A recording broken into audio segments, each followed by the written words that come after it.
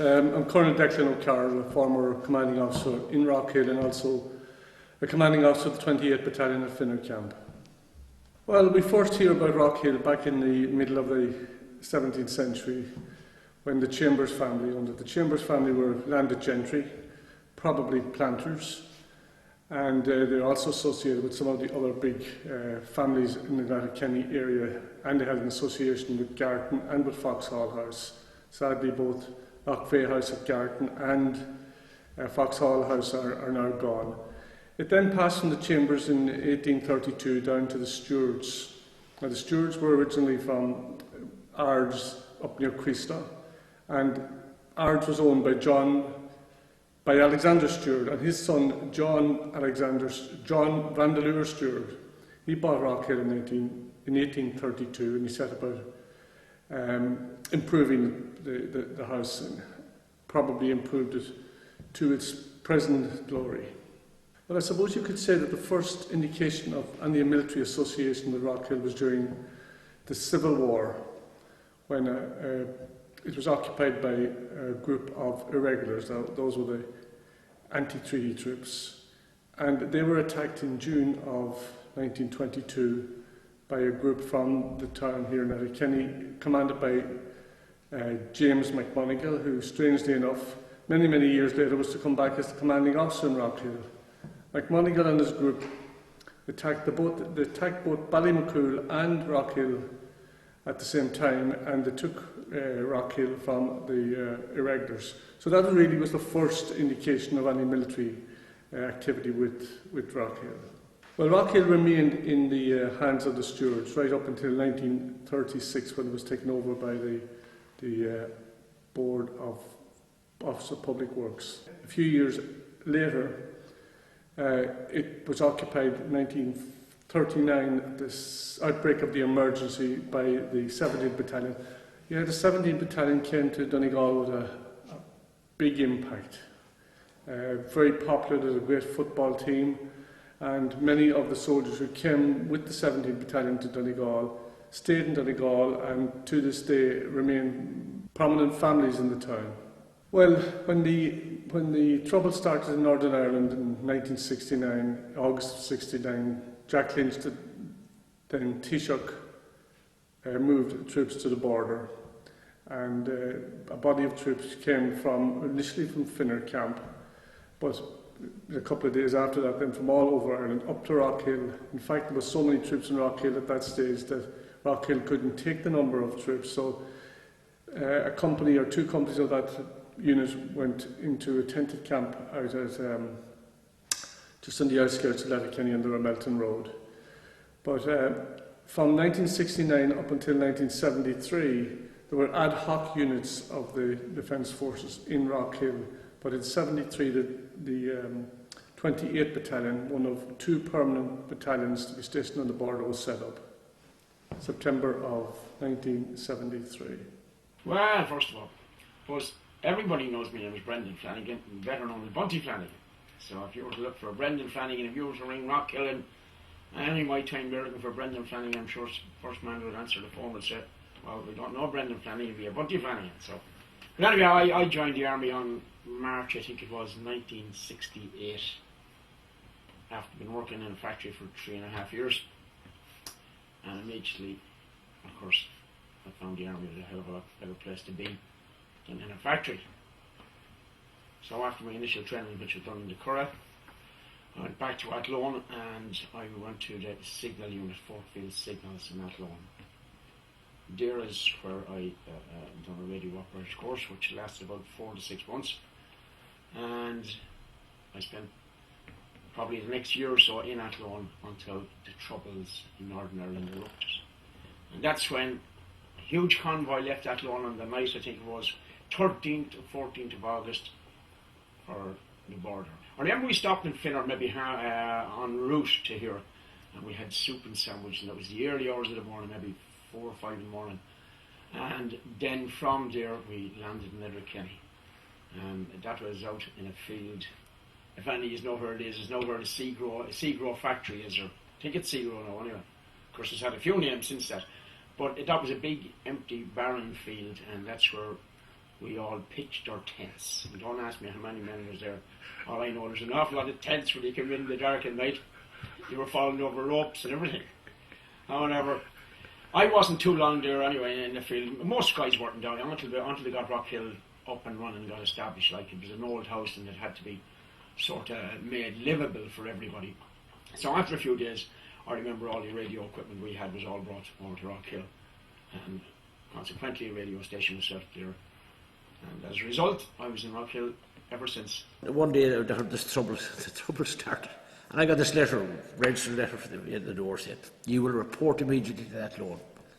I just told the woman in the hospital, "I'm away." And she says, "What about, you know?" I said, "No, I'll not be back. Thank you, great." Just, your trade as you're in, I came in as a barber, and a good one. Never practiced it. Then we were told the famous word, we're heading for Donegal. But I remember stopping at the Gap. I can remember stopping at the Gap and looking back at all this transport and all the bits and pieces. I said, Jesus, like Duffy's Circus. So I started then as quartermaster in A Company, which was Rockhill. And then I was there till I retired in 2004. My name is Chris Kenny, and I came to Rockhill in 1969. I think it was August of that year. And I came there as a military policeman as part of the overall unit that arrived there. Part of it went out into Campara, wasn't it? And remember, us went up to Rockhill House. And that's basically where I started out in Rockhill House. Instead, there throughout the whole of the towns that the province were in the north. Would have been there for about 20 years, roughly. My name is Martin Gallagher. I'm a signalman, still currently serving in the Irish Army. I joined the Army in 1978 and done my recruit training in Rockhill House, number 4 recruit platoon. And I'm sort of proud in the fact now that today I'm the last serving member of that platoon. I joined the Army at the time because there was a military involvement in my family. My father was a sergeant out there for years. He was originally stationed down in Dunree and in Leanan when it was both served in the Army. And my brother Jim, who's just retired in his past 6 or 7 years, was also stationed in Rockhill, as was my brother Mick, who spent 3 years in the Army and served in a UN group in Cyprus. I joined the Army for 3 years because there wasn't a lot of, at those days when you signed up, it was a 3-year contract. There wasn't a lot of work about Letterkenny, and I was working as a porter up in the General Hospital, getting a princely sum of £32 a week for 5.5 days. And I asked my brother one evening having the tea, he says, "What would I get if I joined the Army?" He says, "You get 37. So 5 seemed a lot of money at the time, so I joined, and I was fit and healthy at the time, involved in sports, running and playing football, and I never left, and I've 33 years service done now, and I'll be starting 34. I'm originally from Buncrana, and I joined the Army in 1972. And actually went in February 72, and I was posted there after my basic training in Athlone. I done then, I was attached then to 4th Phase Signals, the communications and that. So I done a signals course then in Athlone. After I finished my basic army training from the depot in Athlone, I went down to 4th Phase Signals. They were based in Custom Barracks as well. So after I done my training then in communications, I was posted down to Rockhill in October 72. And basically for the remainder of the years up until I retired in 1997, that's where I spent practically all my army career, with the exception of being overseas or being posted in other parts maybe of the country for short terms and that. We were in the 24th Battalion. Jackie was order in sergeant, I was the clerk one. I kept on right. Jackie, you were there what from? I came up on August 69 when the broke to the north. For a fortnight. Aye. You came up for a fortnight. We had 4 companies in Donegal. We had one in Mulford, one in Donegal town, one in Carndonagh, and A Company in Rockhill, and the battalion headquarters was in Rockhill. Greatest place in the army, you know, what I ever served in. I'm there since 1970, and I came to the 24th Battalion, 71. The crack was 90 going away to Castlebar and to Funner and down here to Dunree as well in the annual camps. It was great. My father was in the army for 34 years. And he reared 10 of us with very little money in, you know. Greatest job in Ireland. I would recommend it to any young fellas trying to get into the army. It's not easy at the present time, but a life in the army, great, you know, happiest time of my life.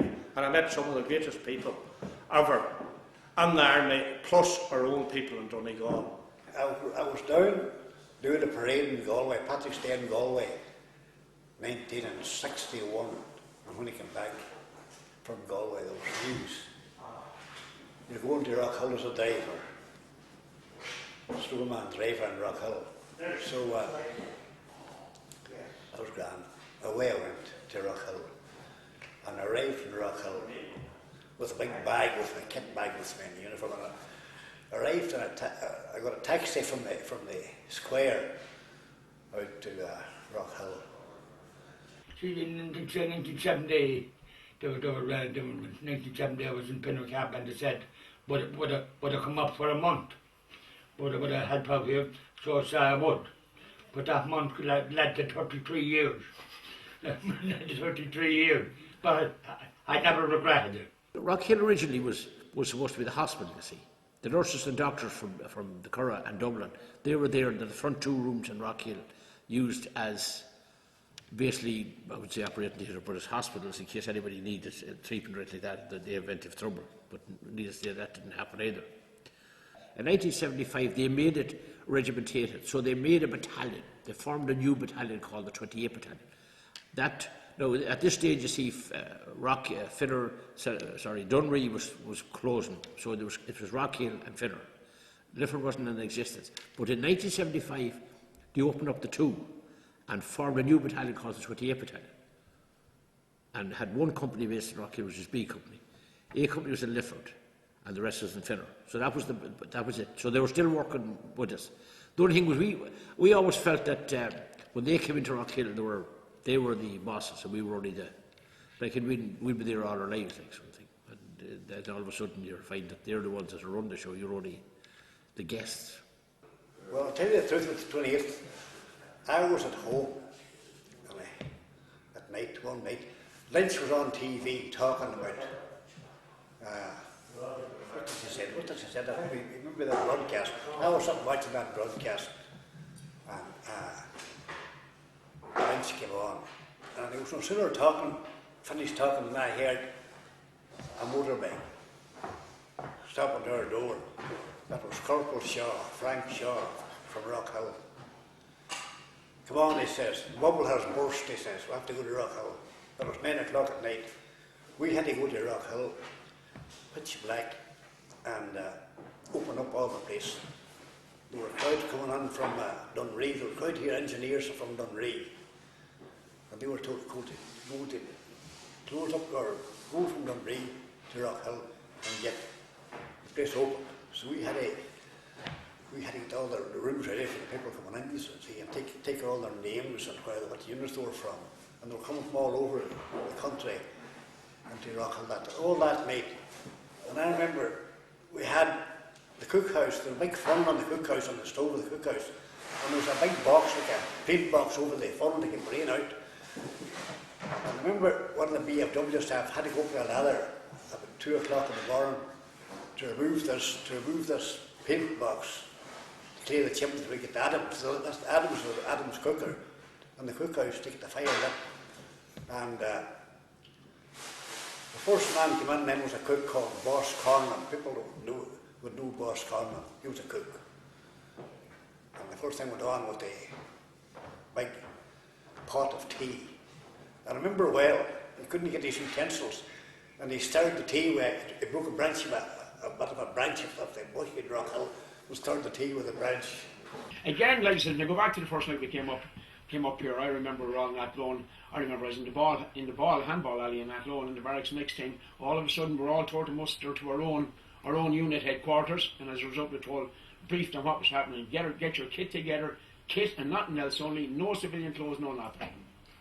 And that's how we arrived here with our kit, no civilians. And it would have been a month maybe in most cases before fellas got their first weekend and were told, right, you get down home now, you can bring back your civilians. But for at least a month and maybe 2 months, we were going to the drill in our uniforms. And I swear to God that the girls in the town were wearing the tunics and wearing the caps and all. I'm not joking, that's a fact. So, no, we were welcomed, we have to say, we were welcomed with open arms, yeah. The town was good to us, yeah. Of course, Letterkenny made us welcome. The likes of Blake's Bar, Fox's Bar, Nelly's, and then the Grill. We took over because we had the money. We had the shillings, you see, everybody used to be. And Nelly's was the War Office, you know. I would say in that particular, in the year whatever it was that there were, or the times till she died, that woman could have told you who was in guard, who was in stand 2, who was BOS, who was Army Officer of Rockhill every day. She could nearly have told you, you don't be thinking too much tonight, you're in guard tomorrow. You're going to be on all night, you're not be able for you, you're thinking too much. She was like a mother to them all. And it was packed in the Saturday nights, Friday night and Saturday. She made a mint.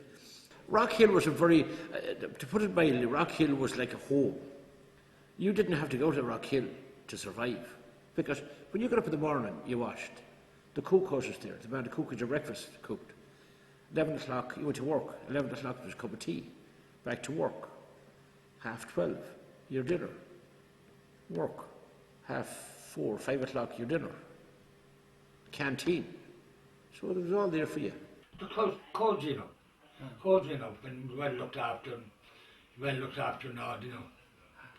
You had no money, your food was there anyway, you know. You were well fed and all. My role was I was a runner for them. I done posts and everything there and looked after any messages had to be done and then I done my patrols and all, you know. I had to go to the border as well, you know. I done my checkpoints and all, you know. You done a week on and a week off, you know. And the week off was your own, you know. You had the money, you went in the tail. You hadn't, you fucking stayed at home. But no problem. I could just know the soldier really just patrols and just worked in the dining room. You done different work. Had you done it like something like that. If it was going, you had to do it. Yeah. Well, I was a radio operator on patrol, but yes, and done your back around the border and back in again. And, you know, maybe you sent onto the cook house and start to wash dishes. Everybody had to pull their weight, just stuff like that. See, when you finished your shift, finished for shift 99, well, it could have been 10 before you were actually off, between getting your weapons on it and different, getting a shower and cleaned up, you know. Then you had a long day to yourself, like. You could have went to bed if you wanted, but. If you had the shillings. Went to food, you know. The shilling time. But the shillings wasn't plentiful that time like now. But we always had our own bar, so you see. And you'd have got down, looking all the time for your stock, you'd have got the book. For my own establishment. Your birthday last night, he'd be adding on a pound to your fucking bill. See, you had your birthday last night, son. Oh, what can I do you for? Man said you hadn't me done. There's one thing about an army, they have one for officers, one for NCOs and one for privates. So you had the one at the canteen outside the gate. You had the one inside the officers' mess and then the NCOs' mess. All kept proper, legitimate times, you know, 11 o'clock at night, you know. You're supposed to, you know, because the guards always say that they can come in and I've never seen a guard would come in yet. I'm afraid, but we kept going. My job was driving. I had a truck. I could be in weekends. We did field days every weekend. So this weekend, Carndona, I want a truck. We have a field day. I want a truck. So I was dispatched to Carndona. I could be in Mountford. Go to Mountford and you had to go to unload for a load of people. So it was all over the county every Sunday. Every Sunday in life I was out. The army a lot of the army runs in paper, and our job basically would be looking after the telephones. There'd be a lot of telephone calling going on about patrols and operations. Then looking after the radios, if you had guys, checkpoints on the ground. These guys had to be contacted every so often to make sure they were okay. Then if you were on a night shift, then you went in, it was basically a member of the security of the camp, and there'd be a number of other soldiers there with you, would be armed. There could be guys going out in the middle of the night, they could be down watching some laneway down the border or something that they got some intelligence on that something was going to be happening or something was being used for some other reason, putting sheep or cattle or something across it. But that would basically be your shift. If you take the community that you have, sort of like any town, I mean, the canteen down there, that was your sort of tuck shop and whatever, and then you had the medics, that was sort of your medical area. You have the military police, the same as the police you have in civilian life. You know, you have transport to get you about, you have the cooks to feed you, signals to give you an odd phone call or look after a message or a fax or something for you, you know. It was sort of at every little thing, and everybody come in the morning and opened their office, and the place started churning up, and you know, closed down for lunch, and then back open again at 2, and closed down at 4:30, you know. So it was sort of a, yeah, it's a little town on its own, like, you know. Rockhill was a great camp. I think Rockhill was unique in itself, you know. I mean, as you know, we're a member of the 28th Battalion. We're an outpost. Our headquarters was in Fundraising Battalion headquarters. But Rockhill was Rockhill, really, you know. There was a great bunch of lads that served there, and everybody pulled for each other and pulled their weight in that and helped each other out in that, you know. As I say, yeah, it was a great experience too to serve overseas. It could be great. And you seen the job you were doing under the blue flag, as we called it. The work you were doing for the local people in those places, you know, and the way those people were deprived of rights and different things, you know. So you felt a great sense of achievement when you done something and you saw the end result from it, you know. Because, for example, Lebanon there now, the Irish were renowned up in Kimneen would have been the village. So it was a local orphanage there, you know. And now this country would be way ahead, you know. We think we're bad, God knows we should be thankful in a lot of ways when you see other countries when you do go abroad, you know.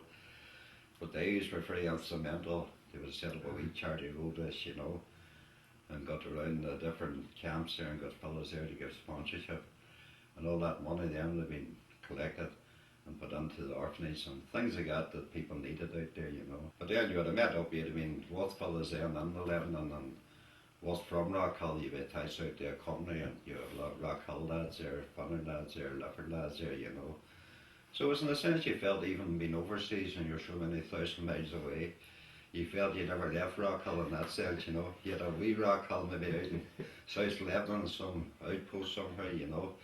And I must say no more than Rockhill with the local community in Letterkenny.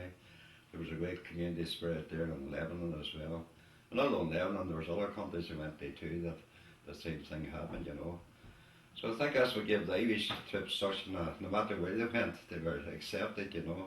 Because suppose from our own history we felt how we came through things, that we only, when we were in a position then, we returned what we went through, you know. So it was nice to do things again, and as I say, you felt a good sense of achievement. And you saw the smile on some kid's face, or at a Christmas party maybe in Lebanon or some occasion, you felt good by what you done for them, you know. But I suppose that's the nature of the Irish anything, you know. They be caring. If a guy who died out there or died suddenly, or some people who were killed in a car crash, or when they went into Lebanon, people who'd lost their lives in Lebanon, one young lad, I remember the night, Hughie Doherty was his name, he got killed out there. And I was actually in duty that night, the phone call came in about him, you know, so things like that never leave your mind. But they don't forget the people that they lost or the people they served with, you know.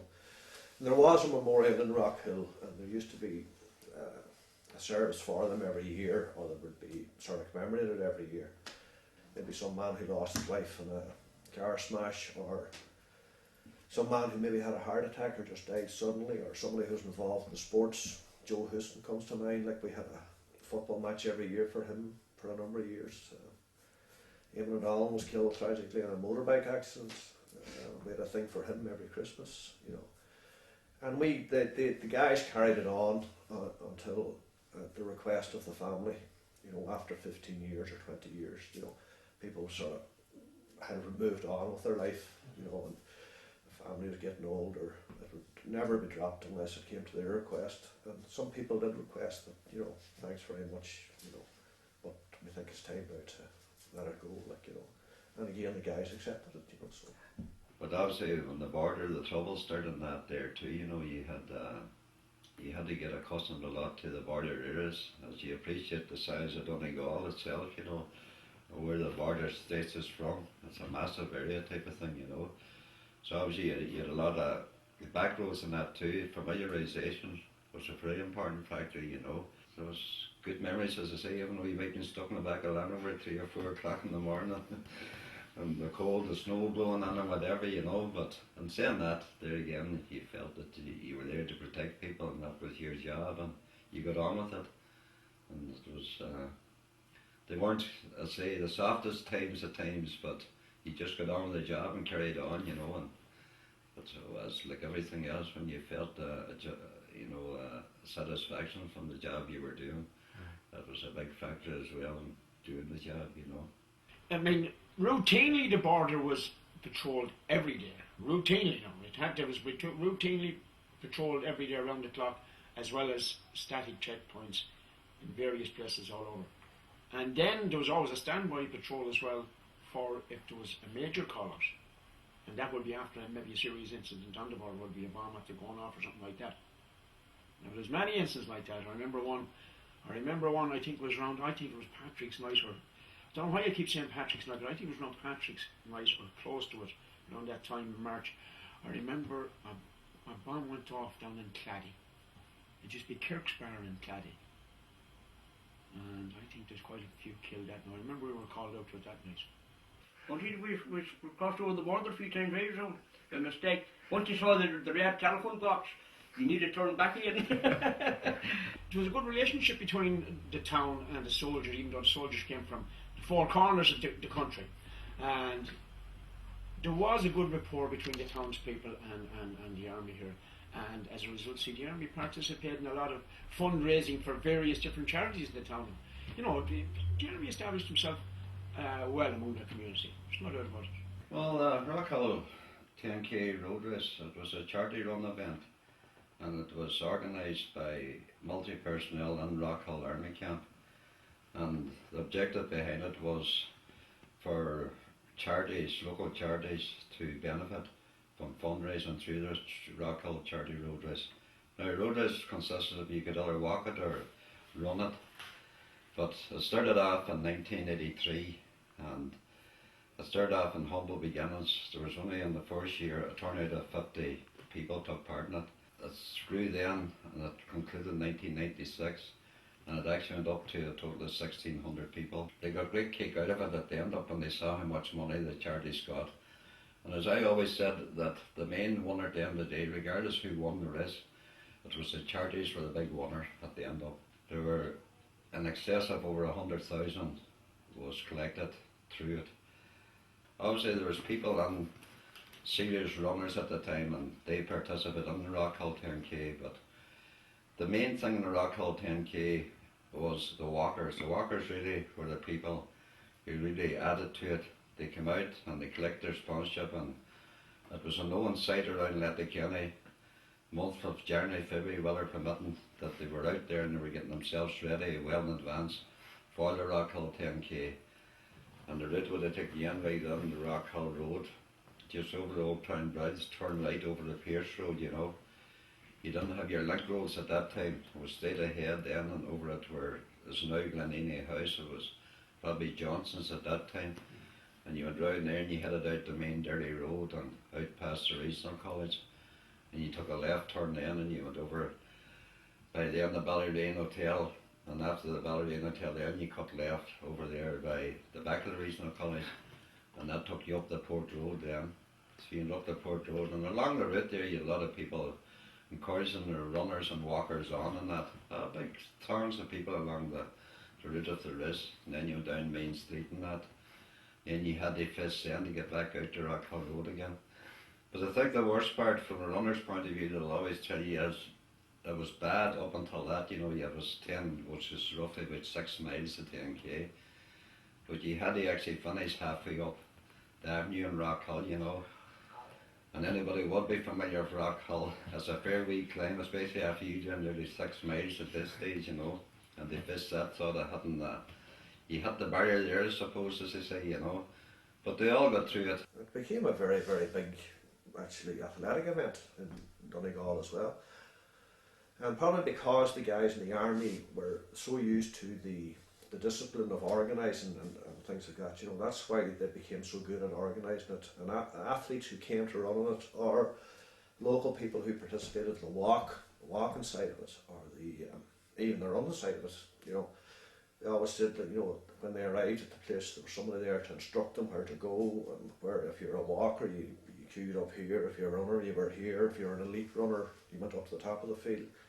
And this was all organised for them, and they said that they had competed in national events themselves, which wasn't as well organised as this. So maybe it was a military training that the people had who were involved in it, you know, flowed over into the running of the 10K, you know. So. I was never involved in that. What? You know, the 10K. Oh yeah. I was. I done about 10 of them. Walked and ran them and all that for that. It wasn't bad. I used to collect a lot of money for them too. And I used to get drunk the night before it. So it was a bigger challenge.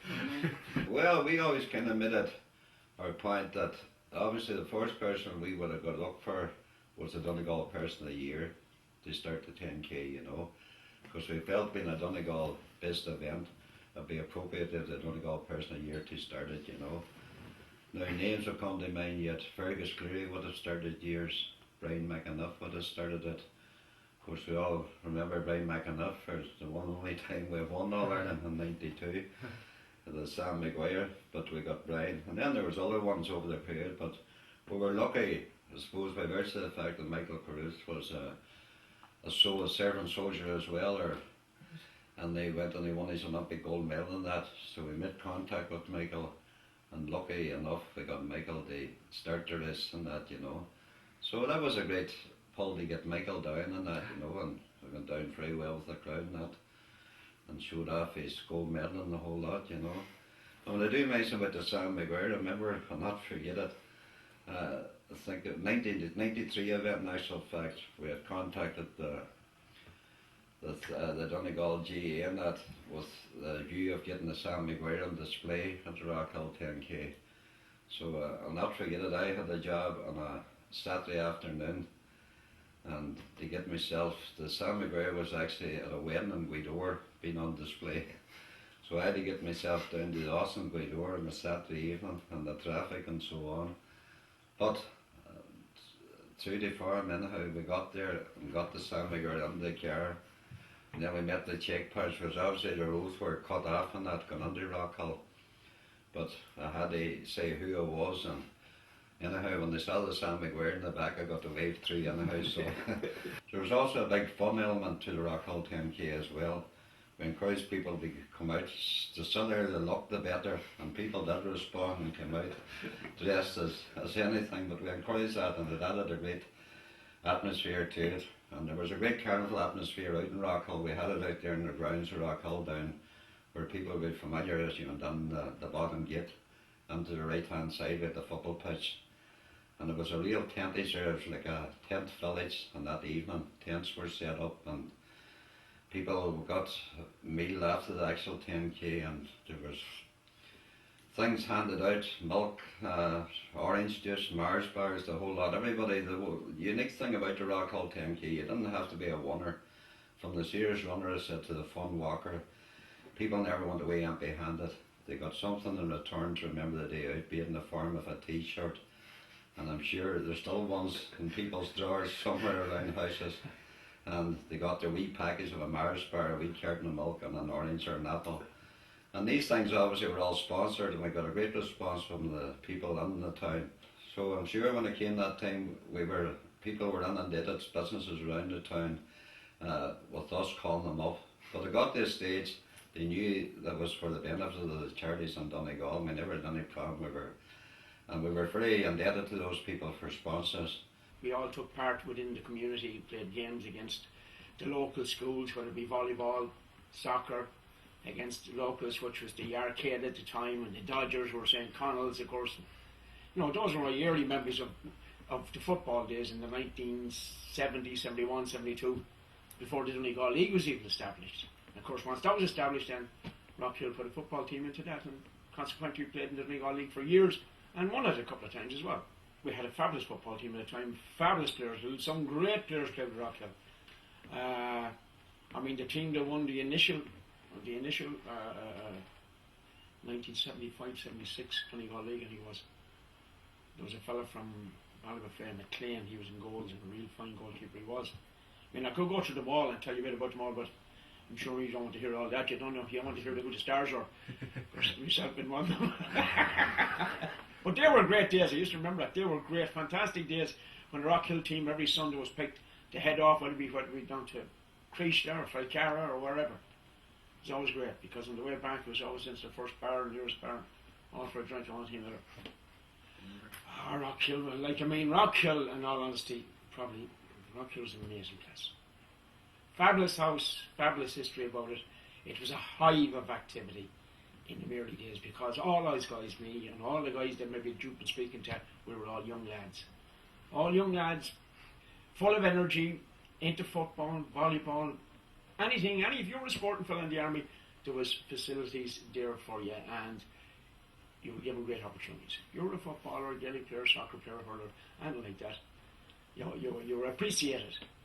But the army would have been that way minded. The more sport you got involved in, and they encouraged you to get involved in sport. I suppose there again there was an element too of keeping fit and the rest of it, you know. But I'm not. The 20th Battalion, I say now, if you go through the records, they had a great achievements and great results through the sporting events they partook in, you know. We had a very good company in the sense that we had a great rifle team. With the 24 Battalion, our job would be to train them all through the year to go to Finner Camp in the summer for the camps. And you'd had different competitions all through the season. You'd have shooting competitions, orienteering competitions, all that sort of thing, football, involvement. And we were our company was always shooting. And they won 6 All-Armies in my time and 4 individuals. So that was a mighty achievement, you know. So a lot of people, that's another thing you see, an awful lot of people that went to Rockhill, that joined the army, or were in the FCA, whatever it is, I met people that came up, stayed and got involved in sports somewhere or other. There was a one-story town, and I know it myself for a fact, and I've seen it happening, that a certain officer was in charge of the Rockhill Football Club at the time, and they were down playing a practice game down at the football game down in Rockhill.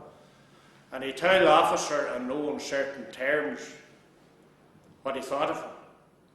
And your man pulled rank on him on the field of play, and he told him to go up to the guard room in Rockhill and hand himself on that he was a prisoner. So your man marched the whole way up the avenue with the whole football gear on him, up and rang the bell, and big Richie from Colquhoun from Buncrana was the guard commander. What do you want? He says, Captain so-and-so says I had to hand myself onto the guard room, I'm a prisoner. Well, I heard it all now, he says. Remember, punishment is part and parcel of army discipline. Like, you know, I mean, if you do something wrong, there's a point. If there's something wrong, obviously you get charged. You know, formally charged is like a guarded summons, but in the army it's called you've been charged. So it's formally written on paper, you're brought in front of your commanding officer, and he metes out the punishment that he thinks is warranted for the offence. Now, I mean, being absent of a duty is considered, you know, that's serious enough offence.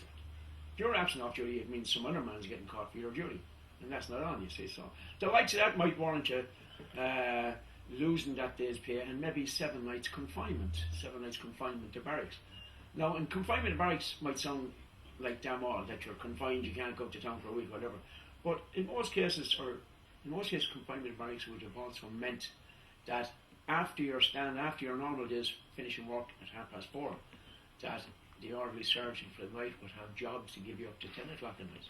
You know, maybe send you down there to do a job here, or send you there, maybe carry turf to rooms, or maybe turf into a shed that had to be put in. Things like that. There can be loads of jobs like that. You're also barred from going to the canteen. You wouldn't be allowed to go to the canteen while you're on confinement and things like that. So, you know, there was punishment to fit the crime, if you want to call it, or to fit. There was punishment to fit whatever crime you committed. Like, you know, there's also insubordination. Like, I mean, you can be charged for insubordination and things like that. That could warrant 3 or 4 nights of confinement. No, depending again on the commanding officer. You get a commanding officer that really maybe would be easy enough. You get some commanding officer wouldn't go too hard on you. Again, not getting your haircut regulation wise, which I got nailed for many a time. because I never seemed to have a regulation haircut. Everybody used to be after me, so I got confined a few times for not having the, as I say, a proper haircut. But there you go. In them days, you know yourself, you had to be well cut and cleaned here and shaved every morning. You're respected. And if you weren't in shape, you knew about it. You were respected. Oh, you're respected. You had your respect and span. No. And you know, you'd a haircut every fortnight, you know. But those barbers made a fortune down the town, like, no, you couldn't answer back then. Well, after you couldn't answer back. Like, if you gave them a chat, you'd get the cells, be locked up and that's it. And then you'd be peppered. It's called a 117. That was known as a shark teeth. And there you had to go up and stand in front of the commando's officer and you stand their attention. How many on the head? He decided I'm going to say something else, but I won't. But what punishment do you get? That you probably confined about it. Thankfully, investigation work wasn't the main thing that went on all the time, because if it was, it meant that we had a lot of crime. Thankfully, we had no crime as such. In that sense, it was that major that we had to always be on the investigation side of things. But nevertheless, we were there for that too. We had to, and we would be needing the guards. The guards should have called in their investigations, and vice versa. They would come to our aid if we needed them as well. So we would have been involved. We would have kept an eye on the courts and soldiers off duty in the courts and what was happening out there, and on the streets as well. We would have been keeping an eye on what was happening with troops in the streets. We sometimes had to go out, and maybe if things got a bit out of hand, we had to have them somebody take them in. But thankfully, it was exception rather than the rule. You know, it was never a major problem. It was supposed to be haunted, Rockhill. I'm sure that Danny Boy's mentioned the haunted stories, yeah. I read about the blue lady or the white lady or whatever. But there was lots of guys actually were afraid of their life. Like. There was guys that wouldn't walk up the avenue at night on their own. Like. They'd wait for a company coming in the road or whatever. There's lots of guys like that. I mean, right enough, you know, yeah, when you'd be walking up with yourself and you'd think about it, you wonder, is there, and you feel the little tingle then down your back and the back of your head, you know. But, you know, and then, of course, there was lots of fellas said they saw things, you know, they felt the presence of something in the rooms and this, that, and the other, especially if they're on their own. But, no, I don't know if there was anything not, you know, but no, never scared. Well, I was never scared too much of it. Yeah. They always said about a blue lady men in Rockhill, you know. And you know, it's like anything with old houses there was always, you know, this thing about houses being haunted and this type of thing, you know. But I must say, and honestly, in all my time in Rockhill, I never saw anything, you know, as I always say. But one particular lad, he was coming out to Rockhill Road one night, you know. And I was fearful. He was just about going up the avenue in Rockhill, you know. Not as I say, I walked it off and I never saw anything at all, you know. But Lord and behold, anyhow, he was coming out the road and he heard the rattles in the bushes as he approached the turn onto Rockhill, you know. And as he said, this is it, I'm gone, you know. He had been listening to these stories all through the parade. So I said, that's the end of it. So what appeared out of the bushes was a big cow. I think I nearly frightened him as much as if it had been a ghost. And the blue lady. Oh, tell us about the blue lady. Yeah. Oh, I've never actually seen her now. oh, she's come during the night. Aye. Oh, the boys enjoyed that. Oh yeah, they were good for that. I used to put the cheese over the head. You know it was in the room. You feel that.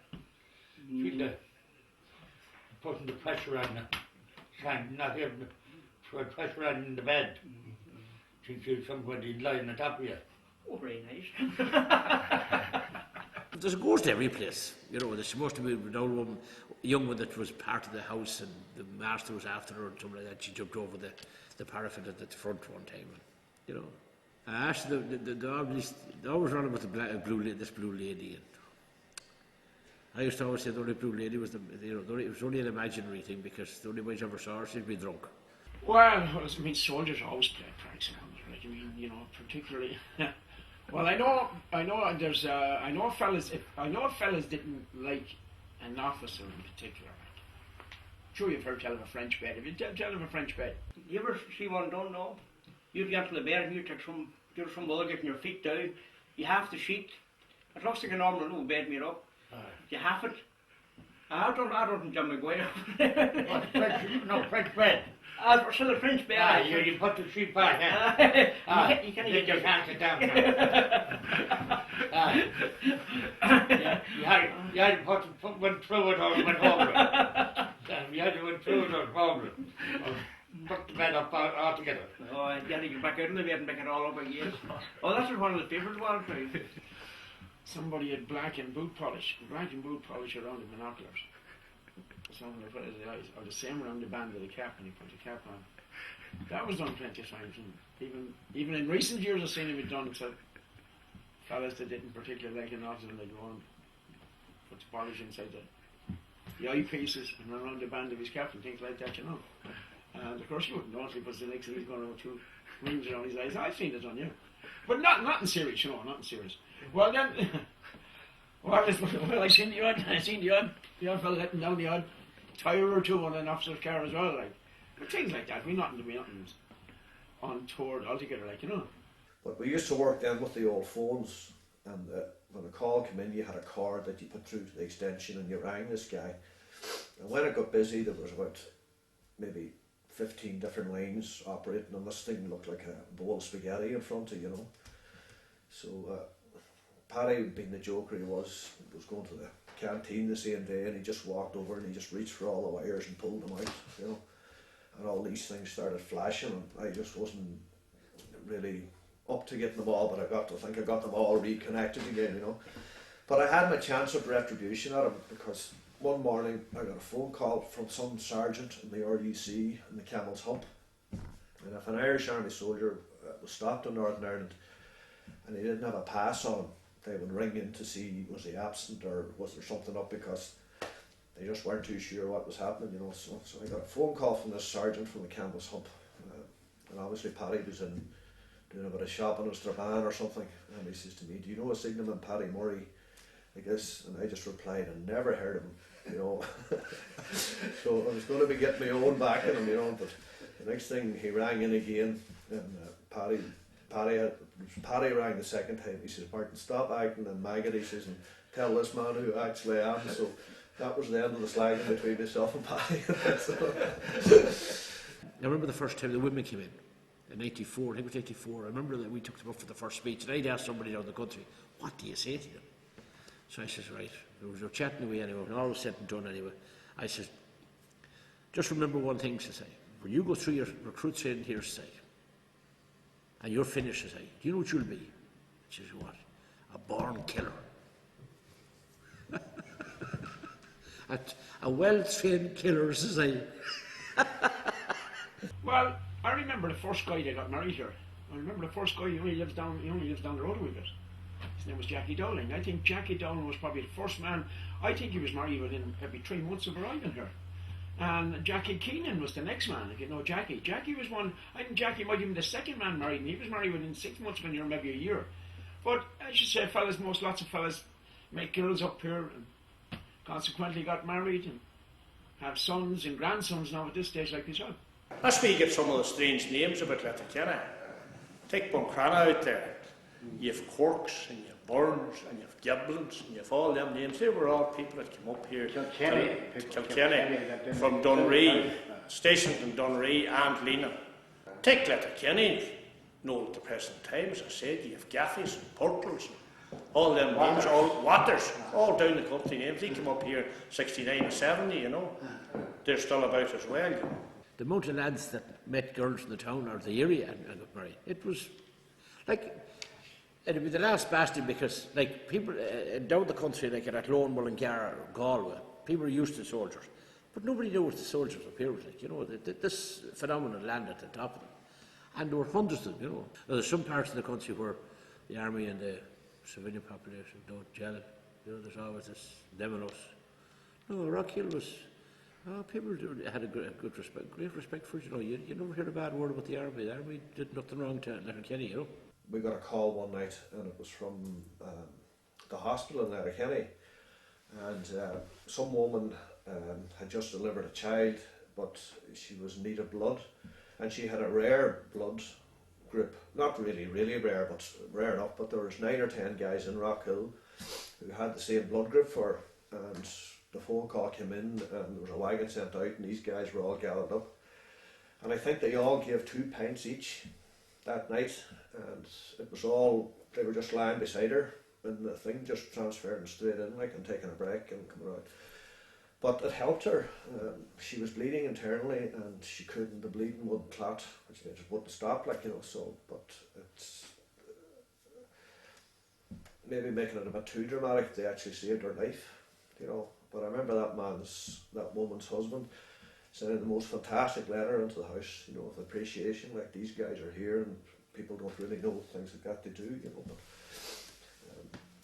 and they always, when the blood fusion people came to Letterkenny, the guys used to always go out and, you know, donate a pint of blood, like the majority of them, like, you know. I still do myself today, like, you know, so. But things like that, or if they were looking for sandbags or something had to be done and they needed a few boys in to help out, you know, they would have had very little problem, or, you know, I never actually heard anybody saying no, we wouldn't do it, you know. But that's just one particular incident. I can remember that very well. That's another one, you see. People wanted to go to Rockhill because Rockhill the drink was cheap and the crack was mighty. And when they closed it up, all of them people out at Bomiley felt the loss of it because they were the ones that were going up every night for a couple of pints, every night, and got used to it. And then all of a sudden, they closed it. But Rockhill was it's a fine house. It should never be. They should never left Rockhill. They should never left it because, if they were going out of Rockhill, they should have left it to somebody else. When you think about it, economically it had to be a big boost at the time. If you take, there was only Oatfield Sweet Factory, right? I don't think there was any other industry other than service industries and shops and things like that. Rockhill was a big boost economically. You take maybe, at any time there was always at least 200 men in Rockhill.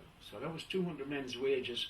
And at the early days, all these guys were single at the time. So there's 200 men's wages. Young fellas were spending all the money in the pubs and the clubs and one thing another. But then as a result, when they get married, then they've got homes to buy, and again, all the money is still getting spent in the local economy. So there's an awful lot of money coming into the local economy, and I'm sure the town appreciated it. I'm sure they'll recognise it to this day that it was a big boost. If they didn't, I'd say to be telling lies. No, I can't imagine any businessman in this town not recognising that Rockhill was a huge boost to the town economically. Had to be. Well, all I know, it left me with many, many lasting and fabulous memories. And I'm sure for everybody, I'm sure if anybody ever served there, could only say the same thing. I mean, Lord, it left some wonderful, wonderful memories. To everybody, it says everybody, especially I have to say, I loved my time in Rockhill. And when it closed 2 years ago, oh my God, sure, it's a sin. Michael, there's people around that town tell me to this day that their business grew and grew. You know. Oh, yeah. There's a certain, I'm not mentioning Neil Republic, it says that he actually had army built his pub for him there. Like. Yeah. I know you're probably, you know what I'm talking about, but I'm not going to mention names, you know. But, he reckoned the army were great to him, good to everybody, like. The money is well spread around, you know. Well, most in the pub, you know. If I could take it that having arrived here in Letterkenny, the first thing that struck me, apart from Rockhill, was the friendship of the place. Donegal was a very friendly place anyway, and I had already been in the county. I was already in Finland, you know, this broke out. I arrived there in June of that year. But when you came to the gap, you came up to Rockhill. It took me about a week or so to get out around town to kind of meet people, but it struck me very much that they were friendly and open people, like, you know, they were nice, pleasant people to get on with. Rockhill itself, but I suppose as the local lads joined the army and that and they came in, you know, they were decent fellas, good lads.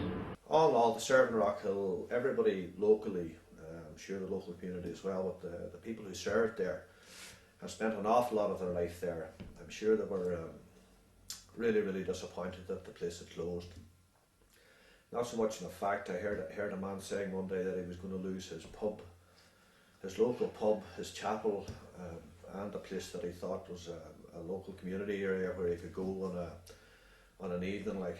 Even prior to that, there was always a great military history attached to Rockhill, back, we'll say, in I think it would have been the 17th Battalion, back in the 39-45 period, you know.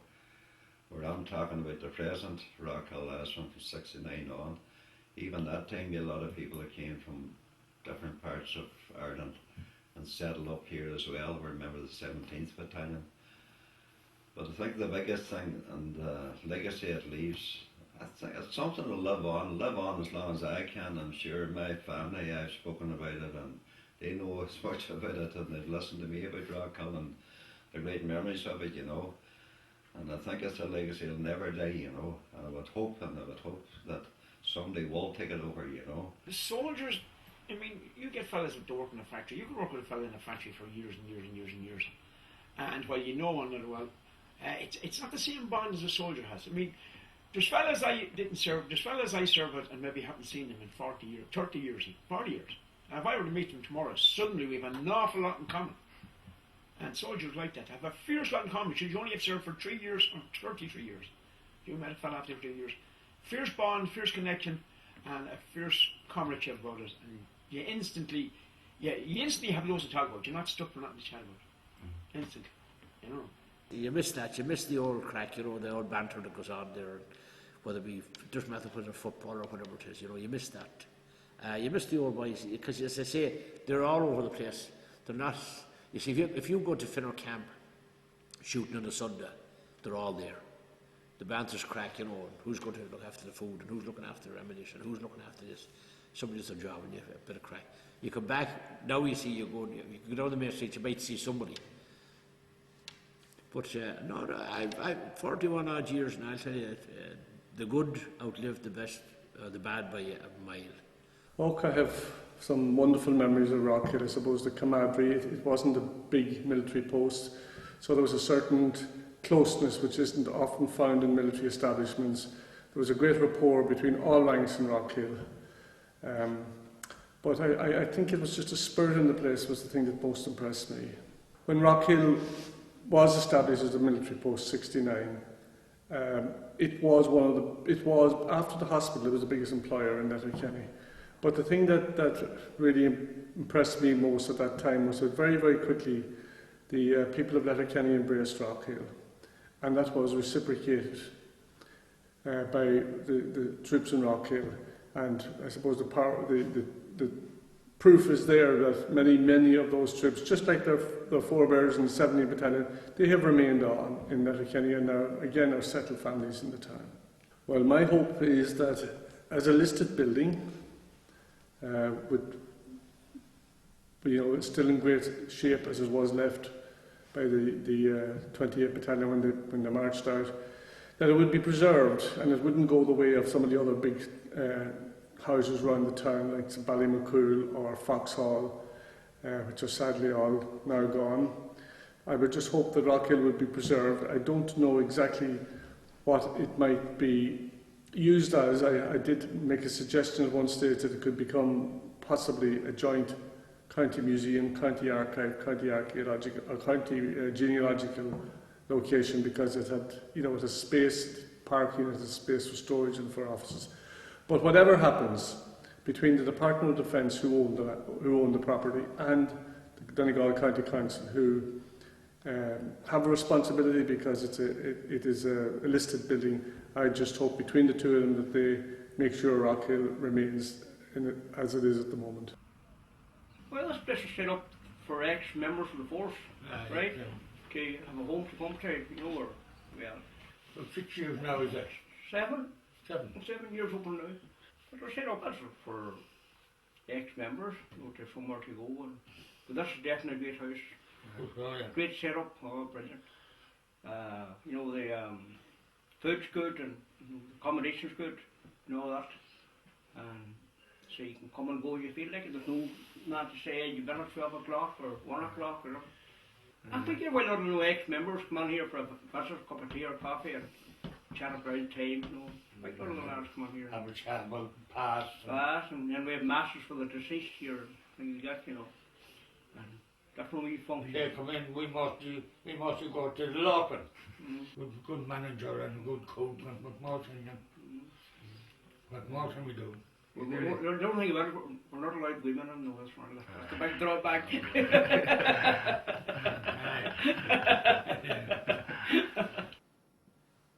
This collection started in the headquarters of the 24th Battalion in Rockhill, myself and Jackie. It started with one wee patch up in the wall we were after moving into a new office, and it ballooned out of all proportion of what we had. And Jackie was overseas 100 times, and he brought back stuff, and we got donations from Northern Ireland, from England, and every place, you know. Yeah. And if you were anyway unlucky about the ordinary room, if you came on, you were nailed to the wall with the stuff that was up. There was one officer in particular, and we were putting up that big photograph at the back there. And it was a wild job putting it up. We got it done out with Pat O'Donnell's out the town with a 6-inch gun there. And his office was next door, and he came in, and we were nailing that up to the wall. And he said to me, he says, are you sure that's up strong enough? And I told him, sir, when you get into your office, you'll be able to hang your cap on the nails that's coming out through the wall. I think, you know. Yeah. But it was a labour of love, the two of us, with all the stuff, you know. And having said that, we got a lot of help from a wide lot of people that were served in the FCA, the British Army, and boys that was in the Congo and everything, you know. It was lovely, you know. And it was a great... when the GOC used to come up to inspect the place in Rockhill, he used to keep his hat under his arm, because Jackie would have been away with his hat as well, you know. And he used to always say, he says, that I'll keep it, and it was a great distraction. It took the attraction away from us when he came into the office or anything else. He wanted to see all the stuff, you know. Jim will tell you, when we were packing up, all you followed the forward here, we said, where was it going to go? We said we made a couple of threats to put it up in the back of a lorry and sell it at the market.